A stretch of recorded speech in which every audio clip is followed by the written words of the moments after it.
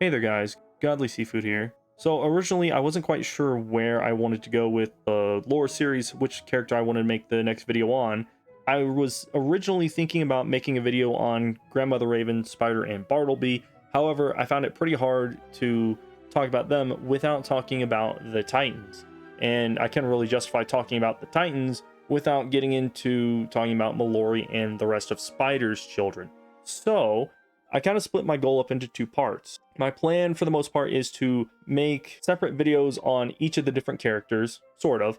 And then step two is going to be me making a big old jamboree video encompassing the entire primordial family tree and call it a day. So as everybody knows, originally there was the first world, and in the first world there was Raven, Spider, and Bartleby. Well, Raven and Spider became lovers, they had the Titans, and then the Titans destroyed the first world. Got him! Well, this pissed off Grandmother Raven so much that she decided to take her anger out on Spider by ripping his heart out and trapping him in the deepest, darkest hole that she could find, which just so happened to be the black hole in Chrysalis. While being imprisoned, Spider would inevitably create three children that he would plan to have help him create chaos and help destroy the spiral with once he was released. And today I'm going to be talking about the eldest of his three children, the Rat. And today I'm going to be talking about the Rat. So getting into it, the Rat is stated to be the eldest of Spider's children and is said to be a mad creature of corrupting influence, stealing the minds of men and making them into his puppets. The Rat is obviously inspired by Grigory Rasputin, the so-called mad monk whose mystical healing abilities earned him access into the innermost circle of the Romanov royal family of Russia. In-game, we see that the Rat is cold, calculating, and above all else, cruel to those he ensnares with his hypnotism, oftentimes throwing away his pawns the moment that their usefulness runs out. In the main story of Polaris, the Rat disguises himself as a capable individual who is able to worm his way into the inner circle of Empress Walrusket and is seen to be her most senior advisor, named Rasputin. With this newly obtained power, he would use his authority to enact Spider's plan to destroy the spiral by going after the Sky Anchor. The Rat would manipulate the overly ignorant and indulgent Empress into controlling the city of Walrusburg under martial law, while the Empress stayed busy, blissfully ignorant, indulging herself in typical royal living conditions. The Rat, under the guise of Rasputin, would close the docks and outlaw fishing in the city of Walrusburg. This would have a pretty dramatic effect upon the native penguin population, considering that their livelihoods were primarily based around fishing. This would undoubtedly cause many of the penguins to revolt. However, with the strength of the royal army, those who revolted would be imprisoned in the Bastille, the greatest prison in Walrusburg, because apparently, yes, law enforcement can catch us all. When we, the wizard, make our way to the Bastille, we find out that the penguins whom were supposed to be imprisoned there were ultimately taken away by Rasputin and his henchmen. Arriving back in Walrusburg, we would aid the penguins in a revolution to retake control over the city.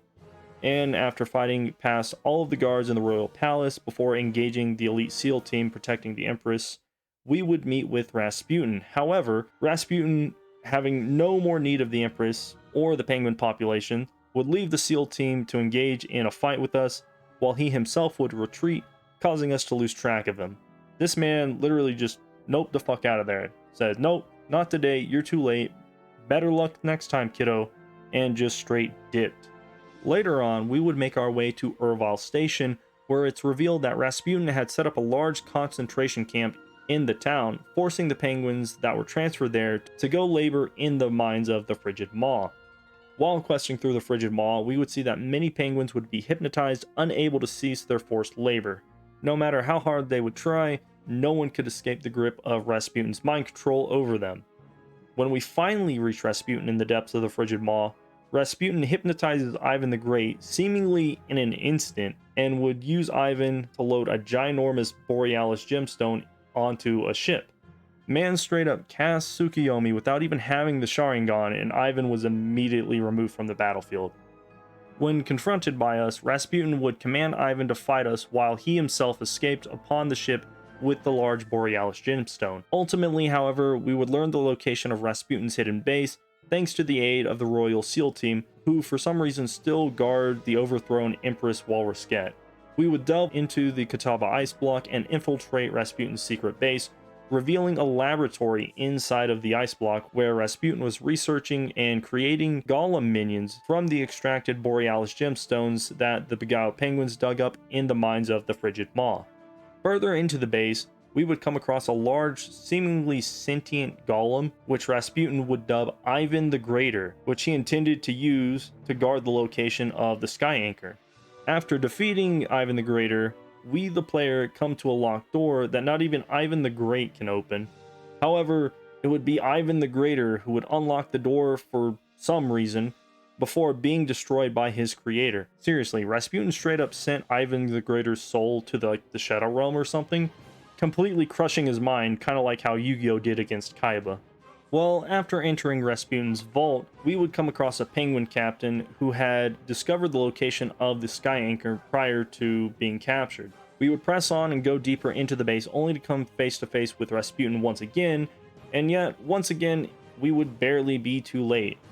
As we were fighting one of his minions, Rasputin would be rescued by a Titan-sized Borealis golem, and it's here that Rasputin's plan would be revealed. Grandfather Spider had tasked the rat, masquerading as Rasputin, to destroy the Sky Anchor, which Grandmother Raven had used to tether the land and sky together when she created the spiral.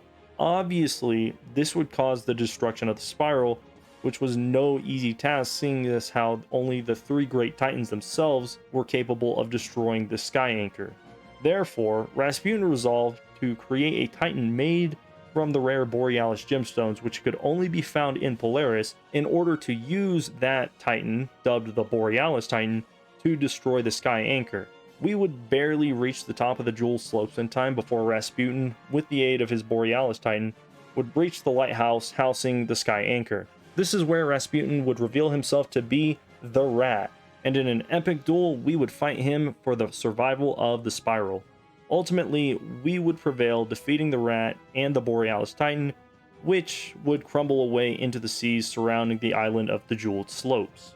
After being defeated, the Rat straight up has a mental breakdown, not being able to accept the fact that we, the main character, straight up destroyed his great value brand wannabe Titan, and beat him, the first evil villain of a multi-world story arc. Grandfather Spider wasn't sitting idly by either, though. He straight up decided to speedrun all of Polaris just so he could show up at the very end and prove why he is the greatest father figure in all of Wizard 101. Grandfather Spider literally tells the Rat, "Chill out, you lost fair and square, stop being a baby, go home, you're grounded, I'll deal with the wizard." And then Spider proceeds to not deal with us and fucks off to Mirage or back to Chrysalis or somewhere, allowing the spiral to continue existing rather than using his own cosmic power to destroy the Sky Anchor, which was like 20 paces away. It's very weird that they just give up right there. Like, I don't even know. The Rat would not be seen again until the end of Imperia Part 2 alongside his brother Scorpion in the Husk. Here, he would greet us along with Mallory and Spider's third son, Bat. The Rat and Scorpion would attempt to sway Bat to come to his senses and betray Mallory and ourselves. However, Bat would go against his two brothers, opting to fight in order to save the spiral rather than see it being destroyed. After being defeated, the Rat and Scorpion would one last time appeal to the heroic trio, offering them refuge in the Shadow Realm in order to survive the inevitable destruction of the spiral. Bat, however, would refuse, professing his love for his new friends and the spiral. The Rat and Scorpion would retreat to the Shadow Realm, where they are presumed to be to this day. But yeah, that's pretty much it. Aside from being the main villain in the Polaris story questline, he shows up at the very end, kind of in the middle of all the, doom and chaos of the destruction of the spiral by the Storm Titan and Grandmother Raven, and then he just kind of dips. He hasn't shown up in the game since, but that doesn't mean that we won't necessarily not see him again. However, I feel it's a bit unlikely given the direction King's Isle kind of went as they were ending Arc 3. But yeah, hopefully that was somewhat enjoyable. I've got some more stuff planned coming up here pretty soon. I'm going to try the next 2 months to kind of try and get out all of the individual videos for all of the Primordial family members. And then I'm gonna do one whole big old video about the entire primordial family, just all in one big video. It's gonna be quite a big undertaking, but I think I can do it before Christmas anyway. But yeah, other than that, let me know what you guys think, and let me know which person you want to see next. I kind of have an idea of who I'm gonna do next, but who knows? Maybe I can be swayed. Yeah, but do you have anything on the list that you want to change? No, I think this is pretty good. This guy at the bottom where he deserves to be. Malistaire is only just the best because of the nostalgia factor, and the rat looking pretty good. Bro, off of just the fucking image, just the best, but he does nothing. He does nothing. Yes, you know what? Yeah, keep it at just the best. That image is amazing for him. The longer you look at it, the better it gets. The funnier it gets.